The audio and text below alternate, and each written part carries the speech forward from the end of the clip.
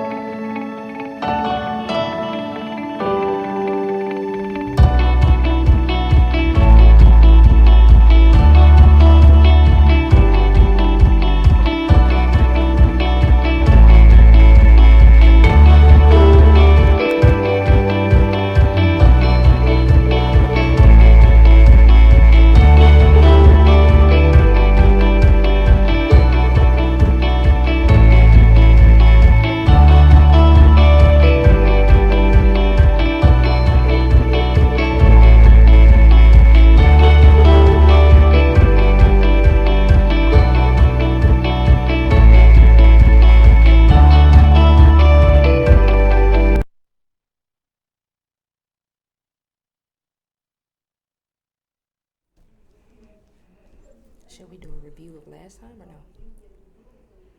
Hello, everyone. Good evening and welcome to Do I Look Sick, a show that's all about sickle cell awareness and education on sickle cell disease. This show, I am Mia, by the way. And I'm Jennifer. And we both have sickle cell. And today we're going to talk about the history of sickle cell, like the origination, where it come from, how did it come about. We're going to debunk some myths and some stereotypes. So y'all definitely want to listen in and probably take a few notes, and so that you'll go out into the public and you can correct someone about sickle cell disease when you hear these silly myths. Well, that's a good intro. Thank you. So, sickle cell has really been around for centuries. It's even believed that King Tut, all the way back in 1324 BC, died of sickle cell at 19 years old. There's really not much detail more than that. He was a product of incest, which they believed contributed to him having sickle cell disease. So that's an interesting fact, and just goes to show how far back sickle cell actually goes. You know, what's interesting about that also is King Tut it was rumored, because I don't know because I never met him, but it was rumored that he had a club foot and he had issues walking, which I believe was probably due to avascular necrosis. That sounds about right. And, you know, he died early on. So the life expectancy probably back then wasn't as long as it has grown to be now in these years. And when you said about him being a product of incest, you know, back then they wanted to keep the royal bloodlines pure. So it's probably that either both of his parents had the disease or one had the trait or something to that effect. I do think that's an interesting story. I really wish there was more information available, like that we could research about that, because I think that's very interesting. Right. And then of course back then they didn't have a name for it. It was just maybe bad blood, or maybe he was just a sickly, they called him a sickly kid. But to me, I think it's still interesting that he lived to be 19 with no diagnosis or any, I don't know how they treated it back then, or I don't know. I just think that still living to 19 back in that time with this disorder was still pretty good. And for him to be king, he must have done a few things right within his short lifetime. So I think that's pretty interesting. Well, I read, since you said that there was no name for it, I read somewhere in our research from preparing for this show that since it has been around for so long, it has been known by many different names, but in different tribal languages. So I'm interested in to learn more about that, like what it may have been called before it was actually called sickle cell disease. Right. And I think about like how he lived to be the age that he lived to be, and I think about like, it originating in that area of the world and like what they may have eaten, or how their diets may have affected how sickle cell progressed at those during those days and times. I can agree with that. It was a lot different. So they didn't have the same effects or the same things as far as food that affect us now. They didn't have that then, and definitely didn't have that over where he was. So yeah. I can imagine the difference. Because growing up, my mom found a book, I actually still have it, about cooking specifically for sickle cell, and a lot of the recipes in the book came from things like cassava and stuff like that we don't have, not like we don't have here, but that doesn't particularly grow here. Right. So I wonder sometimes if like eating the cassava or eating the fruits of the land and the vegetables of that land helped him live a longer life. But that's speculation on my part, because there is no data that supports that. So, speaking of being over in the West African area, James Beale, who was born in 1835, was an Army medical officer in West Africa. And he documented incidents of recurring bone pain in some of his patients, which is pretty interesting. Again, that could be AVN. Well, that's joint pain. However, he also noted the correlation with cold weather, fever, and joint pain. And if you're not familiar with sickle cell, cold weather bothers us as well. The vessels tend to constrict and make it harder for the sickle cells to pass through the vessels. So that's where that cold weather pain comes from. But that's an interesting documentation that he noticed that in his patients and was able to notate that and find that correlation. And then what's even more interesting is that, so he was born in 1835, like we said, but then it wasn't until years and years later in 1910 where James Herrick and Ernest Irons were able to use a microscope and observe the cells being sickle-shaped. Right, and they observed the blood of Walter Clement Noel, which is, I think he was a dental student. Yeah, he was. Okay, and they noticed the sickle cell shape, the sickle shape in the red blood cells. So, like Jennifer said, that was the first observation under a microscope that sickle cell was noted.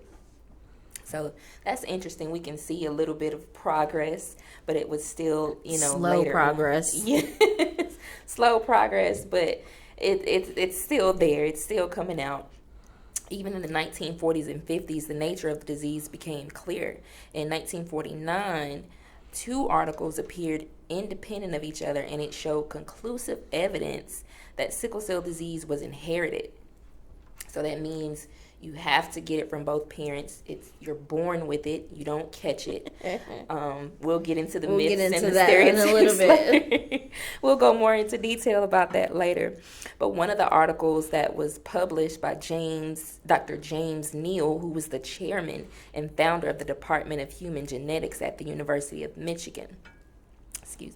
His article was published in the widely read American Journal of Science, so he usually gets the credit for the discovery, even though people do cite the secondary and simultaneously published article by Colonel E.A. Beat, a military doctor, in what is now Mozambique. Yeah, at that time it was called something like Portuguese West Africa, or don't quote me on that, but it was, I guess, like a Portuguese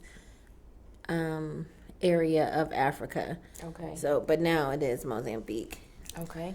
So in 1951, even after the nature of the disease had started becoming clearer in the 40s and 50s, and the articles were published, it was then that it was deemed the first molecular disease, which is a disorder that results from proteins with abnormal chemical structures, which we think that was like the first one, but now today there are thousands of known molecular diseases.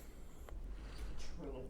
So that's the history of sickle cell. So there's kind of a timeline from when we think, or when we can assume it was first noted back in 1324 BC with King Tut up until 1951. So like I said, it's progress, and it's still progress.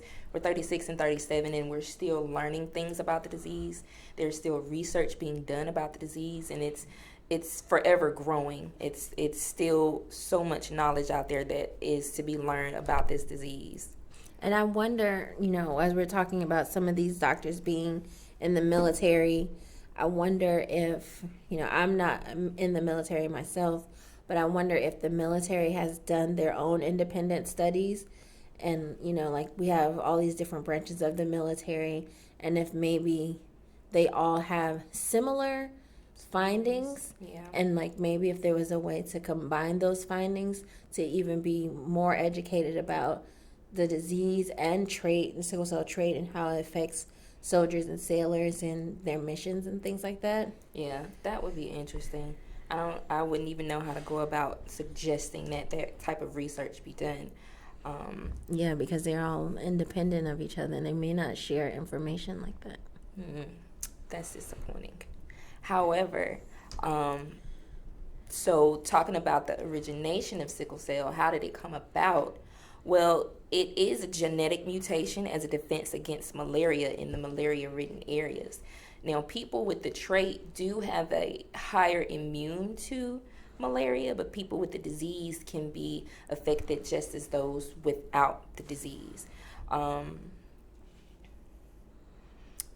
said that.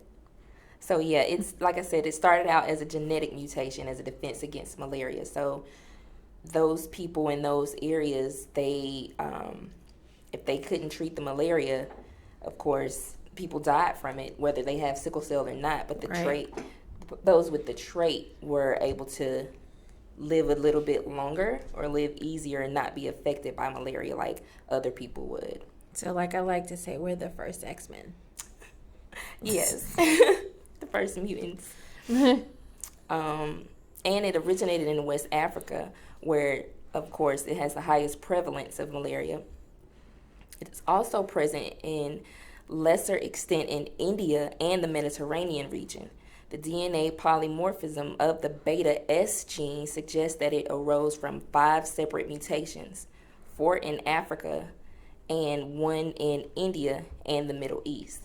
So this is to show you where it's not just a black disease. Exactly. So don't think because you're Caucasian or you're Hispanic that you are immune to sickle cell disease, because sickle cell does not care what ethnicity you are. Right. So that's just a little bit about the history, and there's something else that doesn't have anything to do with the history, but I just think it's just a cool little fact about the deer. Yes, deer. So deer have been known to have sickle cell. Like, I never knew that until researching a few years back. And then I was looking into some more history recently, while we were getting ready for the show. And I was like, well, I wonder, do deer have pain? And if they do, like, how would we even know that they have pain? That would be pretty interesting. And there's no research on any other animal having the disease. I don't even think it's called sickle cell in deer. It's called they else. just say that they have sickled shaped cells but it also read that they don't suffer any ill effects from it, which, I mean, I'm going to take that with a grain of salt. I know scientists say it, but no one has physically asked a deer, like, are you in pain? So we can't talk to Bambi, so. Aw, Bambi. We can't talk to Bambi and find out information, but that is an interesting little tidbit of information about animals with sickle cell disease. So we're going to talk about the myths, and I know for a fact that some of you have heard some crazy things. So I'm going to give you a number to call in and tell us what's the craziest myth or stereotype that you've heard while we go over some of the things that we've heard from just regular people to people medical professionals, friends, family, anyone. Yes. So you can call us at 470-251-4647. That's 470-251-4647. Just call us and let us know the craziest thing that you've heard about sickle cell disease from whomever, and what was your reaction? Because sometimes our instant reaction is to give a side eye or probably want to curse them out for asking something that we consider side eye. So stupid. I think initially, I think a lot of us give that side eye or that look, and I can't control my facial expressions. No. So it's kind of hard to put myself back in that mind frame to educate. So, but you have to do it. You have to do it to help dispel the myths. Like, I know it's frustrating, especially when you get them from medical professionals. Yeah. But you have to help dispel the myths, because you are not going to be the only sickle cell patient that somebody ends up coming in contact with, and you want to be like, okay, let me sit you down, take my hand, let's have a moment here, let's have a come to Jesus meeting about what you just said to me. And this is why it was incorrect and why I'm looking at you kind of crazy. So one of the things that we've heard, and I hate to get this from the nurses or just from anybody, was, how long have you had it? Oh, that's the most annoying question ever, because, and it's, I don't know, I just hate that question, because of course if you know anything about sickle cell disease, it's inherited, like we said earlier. Right. You're born with it. So how long have you had it? I've had it for 36 years. I don't know how to I think we're getting a call. Hold on a second. You're on the air with Sickle Cell Awareness 365. Yes, I am calling all the way from Virginia. This is Nishita. Hi, guys. Hello. Thank you for calling. So what's the craziest thing? So one myth, and you already kind of touched on it, that it's a black thing, and that white people are exempt from getting sickle cell. Yes. So that's one thing that I've heard over and over and over again. Yes. And like we said, it's not a black disease. It's a blood disease. So it doesn't matter what ethnicity you are. Right. If you have blood, you could get it. Right. Yeah. You can get it. So, yeah, I've heard that one too. And I'm constantly educating people that it's not just us. It's primarily in us, yes, but it's not only us. So, yes. And we have to take it upon ourselves to educate those who come to us with that information and correct them. Yeah. And I'm glad you work in the field that you work in. Tell everybody what you do. Oh, so right now I'm working in sports medicine. I used to work in labor and delivery, and I know that sometimes when we would have patients come in without prenatal care, they would not want to do a sickle cell screen on white people. Whoa. Oh, we're going to talk about that in a second. People of color. Right. Yeah, and so they would base it, when they would do that sickle cell screen, it would be for Black and Hispanics. That's so crazy. And the fact that you said that leads us to something. Another myth. Another myth, but I don't know if it's a myth or not, or if this is actually something that has happened. This would be more of a stereotype. Yeah. I was told by someone who works very closely with the sickle cell community, like back in the day when they were requiring infants to be tested for sickle cell, that they were testing all babies. And then some Caucasian babies were testing positive for sickle cell disease and sickle cell trait. And they stopped wanting to test because a doctor said to this person who told me this story, So this is like straight from this horse's mouth. Was like, do you know how hard it is to sit down with a white family and tell them that their child has sickle cell? That's scary. That's crazy. It's very crazy because now the kid is missing out on information or proper treatment because they're in denial about the disease. So thank you for calling and bringing that up. We're going to discuss that some more because we have plenty of stories about that. I wanted to say one more thing. You touched on, you were talking about the military doing studies. So I actually work with sports medicine doctors, and one of our doctors is doing research and study on sickle cell, and he was prior Army, but he works for the Army now. So there is research going on out there. Good. Behind the scenes. Awesome. That's good to know. I'm glad to know that. I really am. Yeah, I am too. Because I always wonder about that. Thank you for calling. Okay, you all look beautiful, and I'm watching. Thank you. Thank you. All right, bye. Bye. So, yeah, that goes into the story we were told about people in the military being tested and coming back, the test results showing sickle cell disease, and they were ashamed of it. They were ashamed of having it because they assumed it was just a black disease. And that leads into another conversation of racism with sickle cell, which we'll get into later. But it is really sad because you can't get proper treatment, and you can't, even if they mate with another white person, you can still get, your baby can still have the disease. Right. So they don't, it's like they don't, some of them don't want that information. The ones that are ashamed, they don't want that information. They don't want to be considered partially black or whatever the reason is. I was about to say, and let's keep it real, racists have been mixing for a very long time. So agreed.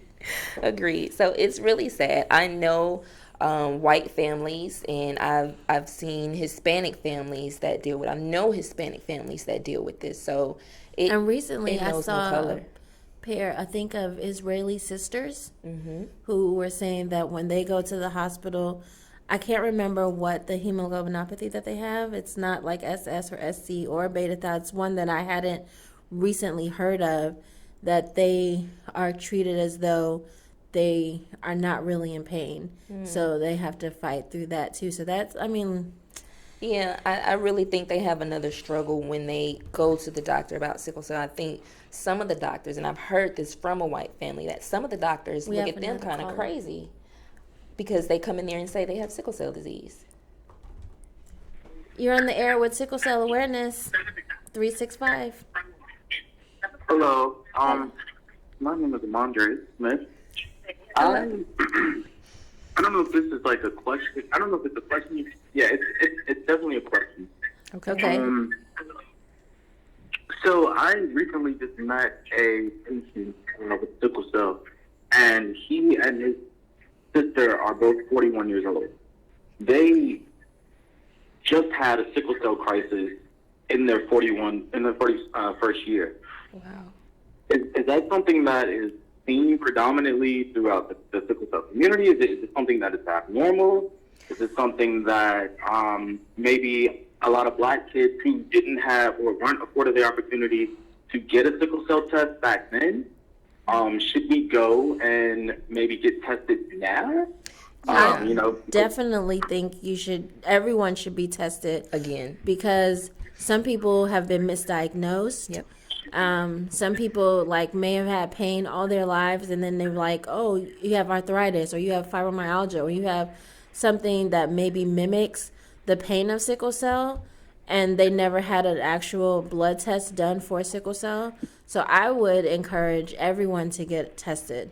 Yeah, and I had a cousin. I have a cousin who was diagnosed with the trait initially, but he didn't find out till he was in his 40s that he just have type SC sickle cell disease.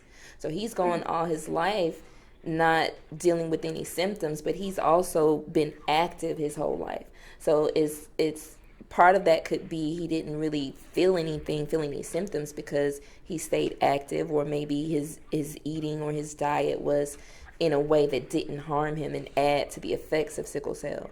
So yeah, getting retested, and sickle cell affects everybody differently. So for them, if they've been keeping themselves up or in an environment where the complications have been minimal, then having the first crisis at 41 is awesome. Yeah, that's awesome. But I have heard of situations like that. So that's not like a new thing that I've heard, that some people have gone all their lives and like never had a crisis. So I usually kind of compare sickle cell to making chicken noodle soup. Like, we all make chicken noodle soup differently based on like how you grew up, your family's recipes, or whatever. So your chicken noodle soup is not going to taste like mine. So the same way sickle cell affects me, it may not affect me the same way, or the people who you met, it may not affect them the same way. Right. So that's Awesome. That's very possible. Thank you for calling him, Andre. Absolutely, and I'm so proud of you too. You look beautiful. Thank you. Okay, bye-bye. Bye. And speaking on that, another myth is that sickle cell trait cannot turn into sickle cell disease. You can't grow into the disease. You can't grow out of the disease. Got another caller. Okay. You're on the air with Sickle Cell Awareness 365. Hi. I Hello. was trying to get on. How does that work? Say that again. I was calling to get on the air. How does that work? How does what work? Am I currently on the air? Yes, you are. Yes. Oh, I'm sorry. I didn't know. It's okay. I couldn't hear at first. Okay, so here's one of the biggest myths that I would like to speak about as it pertains to sickle cell. Why do many people think that you cannot live a long life once you have sickle cell? I've had many people say to my kids or to me, "Oh, wow, they're still living." Yeah, Well, I think it's because they put a life expectancy on us. But a healthier person could pass away quicker than me, you know? Well, and I think also it has a lot to do with the fact that previously, you know, like before these days and age, there wasn't a lot of research being done on sickle cell, and people weren't living as long as they are now. And the life expectancy, like back in the 70s and the 60s and 50s, were shorter because people weren't having as good of care as we are now, and there wasn't a lot of research going on. So I know that I personally was told, not in the presence of my mother, but once in the hospital when she wasn't there, "Oh, well, you're not going to make it until you're 18 because, you know, people with sickle cell don't live long." So I have heard that, but it's really a matter of, I think, access to care has just gotten a lot better. That's true. And they're still in that mindset of us not living. So they have to As catch long. up to like the strides that we're making. Right. And we get that honestly too. Well, we get the conversation when we tell people we have sickle cell, and the first thing they say, "Oh, well, such and such died. I know such and such who died from this disease." Like, don't tell me that, because we're just trying to live our lives. Right. So Right. when you respond, you have to kind of, I know it's annoying because to put It that is. out there, you have to kind of switch it up. And most of the time I'm like, well, I'm just out here living my best life. I'm just out here living my best life. So, I mean, I hate it for your cousin, brother, sister, whoever. However, That's not my story. I'm still here. I'm still breathing. Right. So, but yeah, I mean, that's a horrible myth. I wish we could get that out of the air, out of the atmosphere altogether, because for children to hear that, Yeah. that's just too scary. and It's we have scary and it's friends- disappointing. Right, and we have friends who are now in their 40s pushing, or in their 50s, who have anxiety when their birthdays come around. because they've been told you're not going to make it to 18, you're not going to make it to 30, you're not going to make it to 40, 50. So they've carried that, or they might have lived carelessly in their earlier years because they didn't think they would live this long. And now they have anxiety because there's like, okay, it's my turn next. Am I going to make it to the Right. next birthday? So it's very damaging in the long run for people to hear that. But my thing is just be the change That's that a great you want. point as well. Yeah. It's sad. You just want to be the change that you wish to see in the community. So when I hear people say that, I'm like, well, I'm 37 and I'm not stopping anytime soon. So you see me and you see life. Right. And I speak life onto everyone that I run across. Exactly. So in order for us to dispel that myth, we just need to keep speaking life to the community. Exactly. Okay, well, thank you guys for taking my call. So far, the show has been awesome. Thank Oh, you. thank you so much. Thanks for watching. Yeah, I hate that. And even if any of you have been told that, whether you have sickle cell or not, it's not up to the doctors. The doctors do not have the final say so. As Right. long as your faith is where it is and whoever you believe in that. Don't necessarily believe that they don't know the day that you're gonna leave here. So Right. don't even absorb that into your mind, into your subconscious, because Just speak life over yourself, speak life over Exactly. your friends, your family, everyone, and live every day till its fullest. That's it. Period. Exactly. Period. Period. Another myth is that it skipped generations or it's passed down from our father. I've never actually heard that until you told me that one before. I I've had heard never that heard one that before. And you have to get it from both parents. It's not skipping a generation. It Right. doesn't care. I let the mama go without having the trait, so I'm going to give it to the grandchild. No, No. that's not how that works. Look, really serious face. No.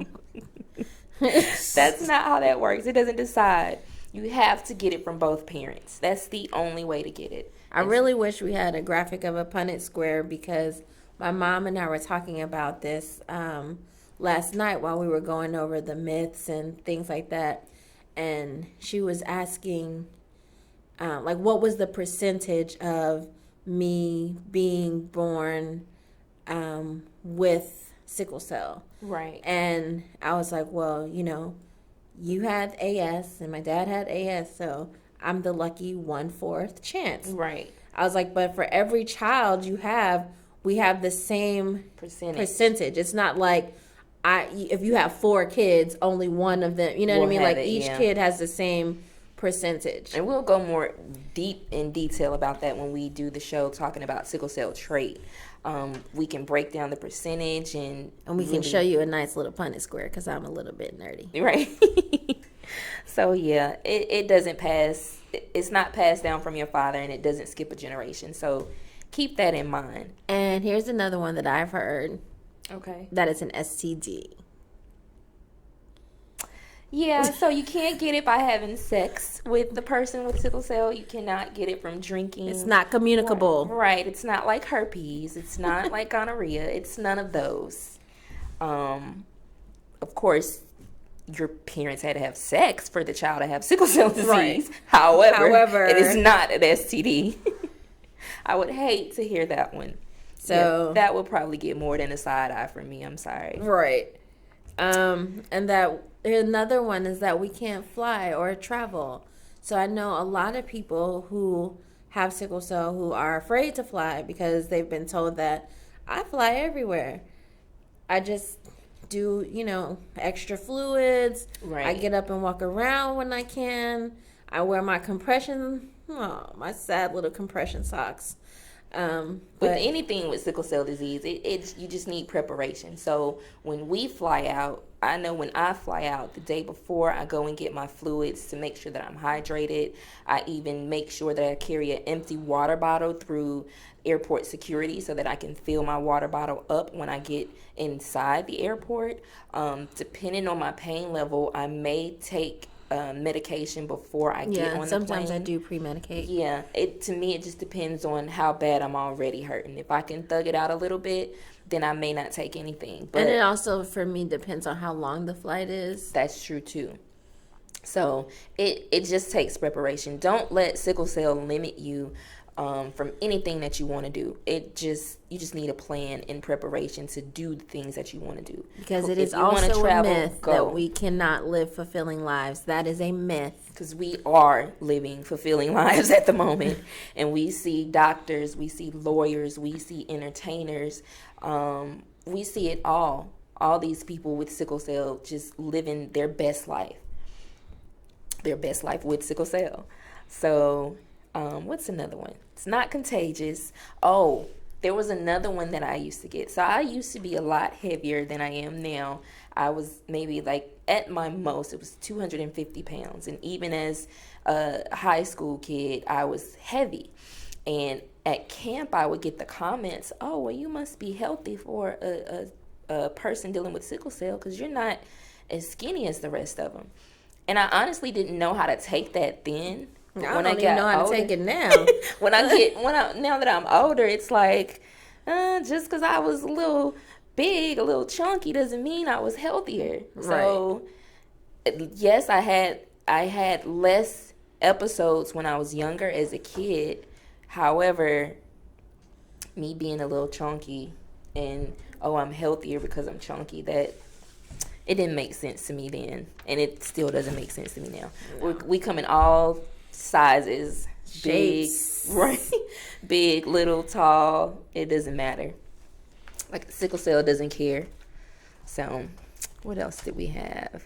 So we can talk about a few of the stereotypes that we get. Yes. Number one, the frequent flyer, drug seeker stereotype is one that we get a lot. I don't know if you've never heard the term frequent flyer. That's something that I've heard within the medical community, like, oh, you're frequently in the ER, so you're a frequent flyer. And you're here, your pain isn't real, so you're just really coming in here for drugs and to get high. Now, I don't know everybody in the world with sickle cell, but I know a lot of people with sickle cell, and I know that most of us would rather not take medication, period, ever, point blank, than to be like, who wants to go wait at an ER for hours with a bunch of sick people when you already have an immune system that's a little shaky, right, for 2 or 1 milligram of medication? That like, doesn't do who anything. does that? Who wants to be stuck a million times because our veins are not shot, there, right, just for some medication? Like, if I go to the hospital, you better believe that I am in serious pain. Right. And by the time we actually admit to ourselves that we need to go to the hospital, that's another story. We've exhausted all of our options already. So to deal with the extra at the hospital it just makes it worse. And then I had this conversation earlier that even though we're getting these stereotypes in the hospital, we still have to keep a cool head and not go off like we really want to, because we depend on them for help. Right. So sometimes our hands are tied because they are living off of this stereotype, and we're in pain. I can't do what I really want to do. So, and that's when you get that additional stereotype that we're argumentative patients, that we're, bombastic about how we react to the medical professionals who are taking care of us. And I know I'm a good patient. Like, even when I'm being mistreated, I'm like really level-headed. You have to really take me to the point where I'm like, I'm calling my mama, like that kind of deal, for me to like even want to fight for myself, because I'm depending upon you to take care of me. Right. So I'm always fearful that if I react in a negative way, I'm going to get even more negativity back. Right. And you have my life in your hands. Right. And sometimes the staff can be spiteful. Right. Exactly. So we don't want to put ourselves in a situation that's going to make it worse. Unfortunately, we have to be the nice guy even when they're being ugly. However, we have to learn how to pick our battles. So it's I think that's a constant struggle that a lot of people, one of those scale things. Yeah, like, what do you do in that situation?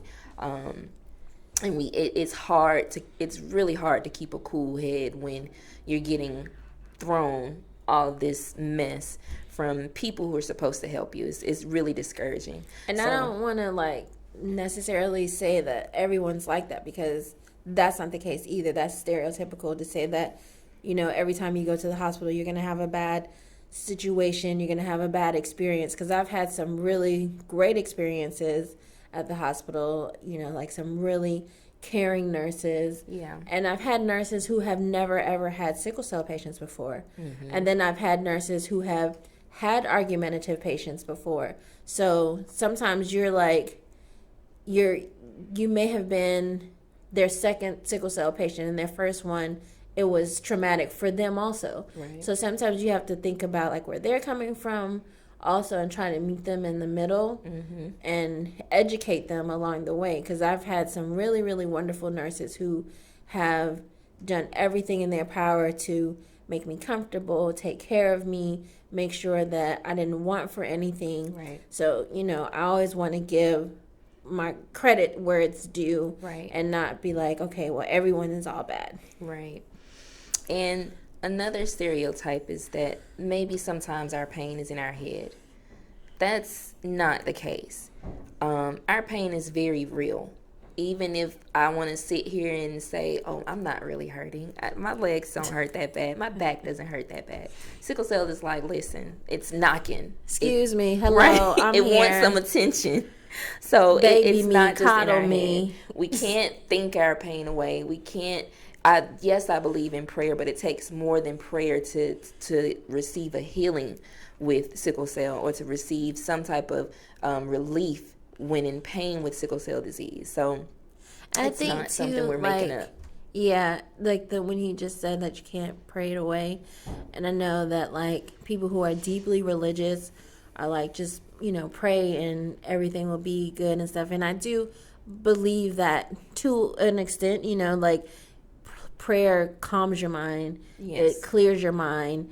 And it helps you focus on like your intentional breathing and Right. those types of things. So I think it's helpful in that way. Right. But the people, some of the people, I won't say all of them, but some of them don't understand that aspect of it. Right. But when you don't understand, rebuttal.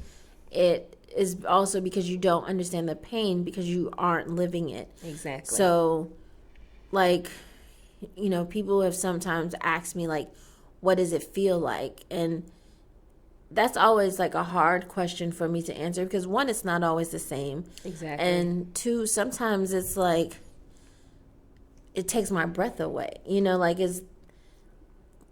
How do you explain a pain that takes your breath away? Like I had a child and I'd have like 10 more of those jokers. Like Yeah. even And though I for didn't me- have like a natural birth. For me, I would say, and I told my mom this, for me, sometimes it feels like my blood cells are freezing and it's icicles flowing through my veins. I can get that. I can So dig it. it feels like that sometimes, or sometimes it feels like maybe the heaviest thing that you can think of is just sitting on your legs or your arms or your back. Some people say that it feels like they've been being stabbed repeatedly. It's different for everybody, but pain is pain, and sickle cell pain is the worst. So Right. I mean, 'cause sometimes, like, I've been in pain sometimes where it hurt to put makeup on my face. Like, just the brush touching my skin was too much. Like, how do you really explain to somebody, like, what that feels like on the inside? And when we go to the hospital and that pain scale, when I come to the hospital on a That scale scale of no longer one, right? exists. When the scale, they asked me, is it 1 to 10? I remember saying this to one of the nurses. Like 100. I was like, she said, is it on the scale of 1 to 10? It's a 20. Right. I guess off the It scale. doesn't even, right. It does not register. It just doesn't. So that's what it feels like by the time we get to the hospital. It's not even on the scale anymore, because a lot of us probably live on a higher than 5 pain scale every day. Every day. And we've adjusted to that. Right. That's just how we live. You can't we don't look sick. So you can't look at us unless you really know us. Like our parents can look at us and tell that we're not feeling well, even if we're like, no, I'm good. They know. I got called out today. On They the way know. here. Mamas know. And Daddies she ain't probably even my know, mama, too. Nobi. See, she knows. She's been around me long enough to know what pain looks like. So when you have those close people who can look at you, or people who are familiar with sickle cell patients who can look at you and tell that you're in pain. Even when I go to the conferences, that people will ask me, "You feeling okay?" I smile all the time, but sometimes they'll be like, No, not you today, ain't- baby. Go to your room. Take a nap. nap for a minute. Go take your medicine, and we'll see you at dinner time or something. So sometimes we can't hide it, and that's just what it is. And by the time it actually shows up on their face, it's horrible. It's For me, when I actually admit that I'm in pain, I'm for real. I probably should have admitted it like a day ago, a week ago, or something right. like that. So it's just it's really scary. Sometimes my mom tells me I look pale when I'm not feeling well, and I notice I'm very irritable. I don't want to talk to nobody. I don't want to do nothing. Irritability part. Oh, and then if somebody, I can be annoyed off of the simplest thing. Why is the grass green? Why it's got to be green today? Why is the sky blue? Why the sun in my eye? So it just gets horrible when the pain hits. It's like everything just annoys you. So, well, you know, we could talk about myths, stereotypes, and history all day long, but on a serious note,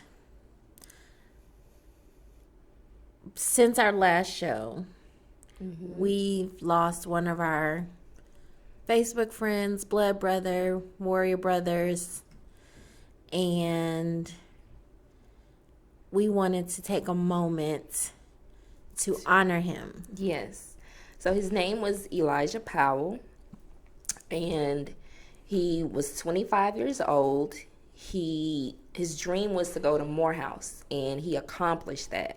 We just talked about living your life to the fullest. Elijah went to Morehouse. He graduated from Morehouse. He became an Alpha man, joining the Alpha Phi Alpha fraternity, and he was able to accomplish great things in his 25 years. He went back to Chicago to advocate in the Chicago community with sickle cell disease. So I did not know Elijah personally, but I admired him. He is younger than me, but I admired his drive. I love people living beyond the limits that their circumstances put them in, or living, setting their goals, setting their sights somewhere, and then going about and accomplishing those things. Yeah, so take a look at this video, and I hope you guys like it.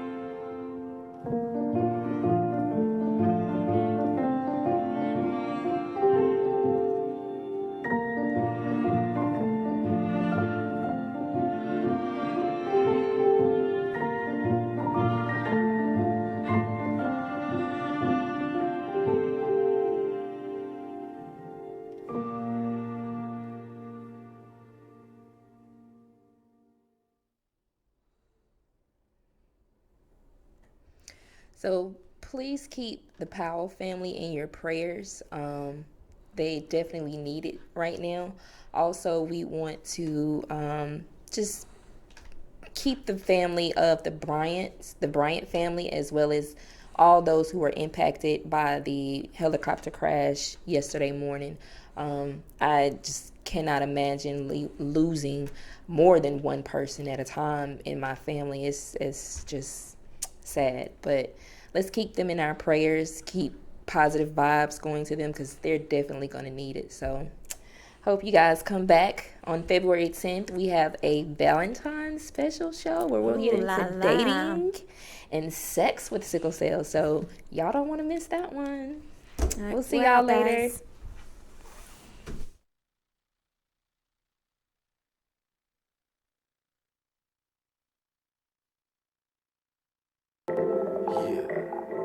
Deadly combo, deadly combo. Black Prophet, Charlie Black, AR the Prophet. AR the Prophet, Charlie Black, the deadly combination. Hold up, I don't think they heard. I said, AR the Prophet, Charlie Black, the deadly combination. Hey yo, turn me up a little. We good. AR the Prophet, Charlie Black, the deadly combination. It's been long overdue, I know the streets been waiting. Which takes a lot of patience, cause you never rush straight. This was for the record, but going down history in the making. AR the Prophet, Charlie Black, the deadly combination. It's been long overdue, I know the streets been waiting. Which takes a lot of patience, cause you never rush straight. This was for the record, but going down history in the making. First it was Elijah Muhammad, now we the honorable Black Prophet. We been in our bag and out of our feelings, securing all the profit. Ain't going outside, don't know what you hearing, so miss me with that gossip. Stay inside for free from option, let someone get inside the pocket. Whoa, we come from different walks of life, but relate to the same cause. Fighting a little fight, laid up behind them hospital walls. They focus like the face, but like syringes sharper than a knife. Take a cookie from the jar, grind it rapid in the bar. YBT was stayed, oh you know they miss a prop. Shout to my producers, King Jones, it's a hop. AR with the alley-oop, I do him up a lot. Far from a corny nigga, I'm the hottest side of cop. I had to boss up for a chat, move my fam up out the jets. Dress some key players in the set, sauce for the blue cheese that ranch. I am a club member, you a guest. Speak of my name, better put respect. Step under me, got a couple right. Fuck who got now, oh who got up next? Yeah. AR the Prophet, Charlie Black, a deadly combination. It's been long overdue, I know the streets been waiting. Which takes a lot of patience, cause you never rush straight. This was for the record, but going down history in the making. AR the Prophet, Charlie Black, a deadly combination. It's been long overdue, I know the streets been waiting. Which takes a lot of patience, cause you never rush straight. This was for the record, but going down history in the making.